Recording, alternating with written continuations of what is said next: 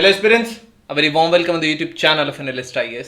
सो हमारा आज का टॉपिक जो डिस्कशन के लिए है वो है India infrastructure project development fund. इसका पोर्टल रिसेंटली रिलीज हुआ है, so this is why it is in news. We'll see what is this IIPDF scheme, इसका स्ट्रक्चर ऑफ फंडिंग क्या है, कैसे कैसे फंडिंग करता है। सो इकोनॉमी से रिलेटेड ये पूरा टॉपिक रहेगा। इसके की फीचर्स क्या है, बेनिफिट्स क्या रहेंगे, थोड़ा मेन्स पर्सपेक्टिव से इसमें हमें चीजें मिलेंगी।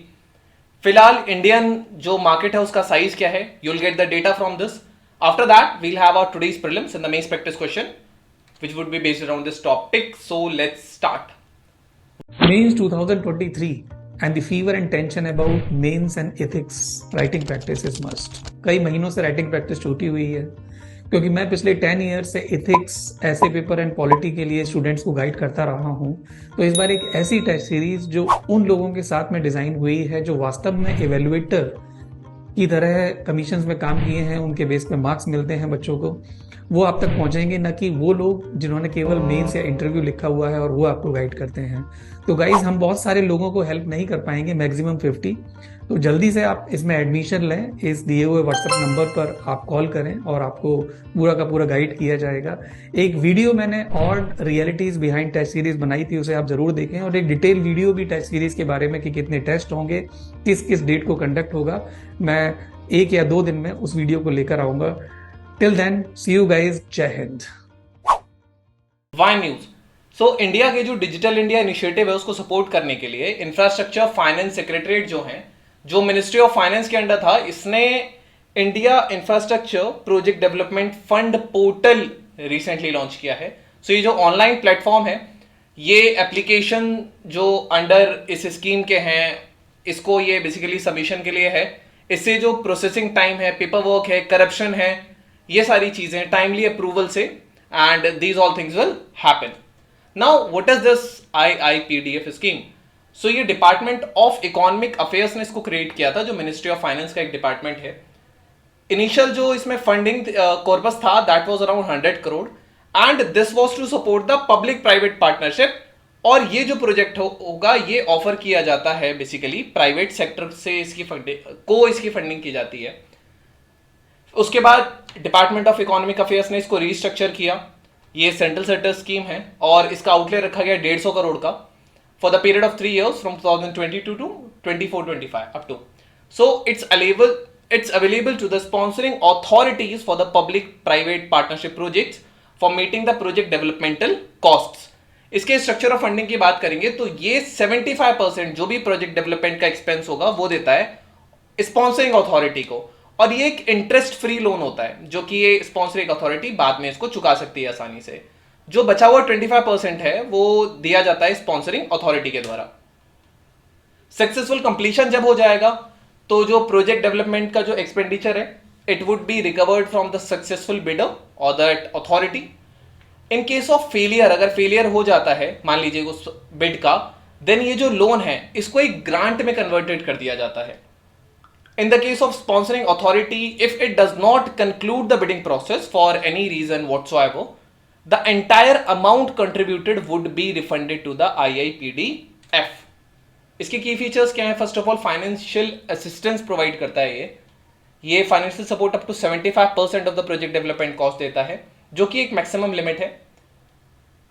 ये this assistance helps the project developer to cover expenses, जैसे कि related to the feasibility of studies and detailed engineering, preparation of bid documents and other pre investment activities. So इन एक्सपेंसेस को कवर करने में हेल्प करेगा ये। The financial aid provided through the scheme, it basically helps to bridge the gap between the project conception and the financial closure. So इसकी वजह से और ज्यादा अट्रैक्टिव हो जाता है प्रोजेक्ट इन्वेस्टर्स के लिए। प्रोजेक्ट वायबिलिटी, सो इसका जो स्कीम का जो it emphasises the importance of ensuring the project viability before moving the implementation phase. So through detail feasibility studies and the project preparation activities, ये बेसिकली हेल्प करता है identify करने में कुछ अगर पोटेंशियल रिस्क हुए, and it access commercial viability, establish a robust project structure, and by addressing these aspects upfront, ये it increases the chances of successful project implementation. Increased private sector partnership होगी, obvious सी बात है। ये project की बैंकेबिलिटी को increase करता है, because ये फंड करता है तो ये प्राइवेट सेक्टर को पार्टिसिपेट करने के लिए एंकरेज करता है। ये जो पब्लिक प्राइवेट की पार्टनरशिप है, इसमें सेक्टर्स जैसे कि इनोवेशन, एफिशिएंसी इंक्रीज कर देगा, एक्सपर्टाइज इंक्रीज कर देगा, और प्रोजेक्ट के जो आउटकम्स होंगे उससे ये इंप्रूव हो जाएंगे। It also helps to mobilise additional financial resources and expertise as well to overcome the funding constraints और bottlenecks any. Now infrastructure pipeline development, ये एक बहुत क्रूशियल और इंपॉर्टेंट रोल भी प्ले करती है ये scheme in developing a robust pipeline of infrastructure project. ये सपोर्ट करता है प्रिपरेशन एक्टिविटीज को। It facilitates the identification and prioritisation of the viable projects across the different sectors. Sectors are like transportation sector, energy, water resources, urban infrastructure and all. And it not only attracts the private investment, but it also contributes to the sustainable economic growth and employment generation में भी help करता है। Then streamline approval process है, ये basically बहुत easily उस approval process को करने में help करता है। It reduces the procedural bottlenecks and improves the coordination among the different stakeholders. It also establishes a dedicated institutional framework, and this framework would be for the project development to ensure the effective project management and also for the timely decision making for project. It also expedites और basically ये इसको project implementation को बहुत जल्दी करने में help करता है, which is very crucial for meeting the India's infrastructure targets. What is the size of Indian market right now? So Indian sector की जो infrastructure sector जो इंडिया में है, it's poised to grow CAGR of 8.2 by 2027. So this is compounded annual growth rate. इसको easy भाषा में आप समझिए। So suppose that this is the investment of a person. अगर उसने यहाँ कुछ investment किया है, suppose that 1990 में, now it's 2023.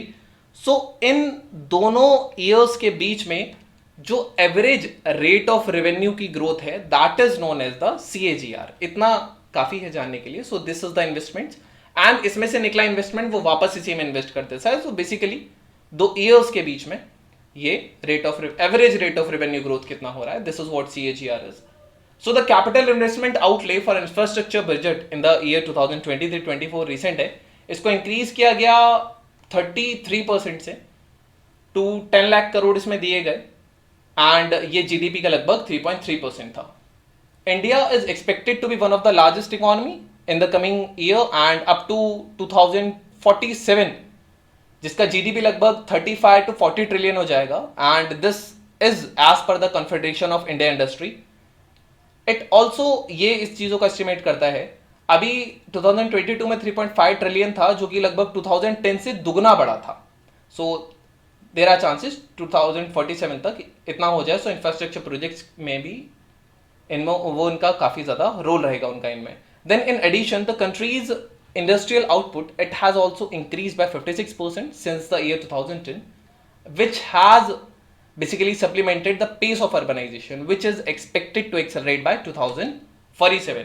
अगर हम बाकी गवर्नमेंट स्कीम्स की बात करेंगे, सो पीएम गति शक्ति स्कीम है, नेशनल इंफ्रास्ट्रक्चर पाइपलाइन है, अर्बन इंफ्रास्ट्रक्चर डेवलपमेंट फंड है, नेशनल लॉजिस्टिक्स पॉलिसी है, डेडिकेटेड फ्राइट कॉरिडोर्स है।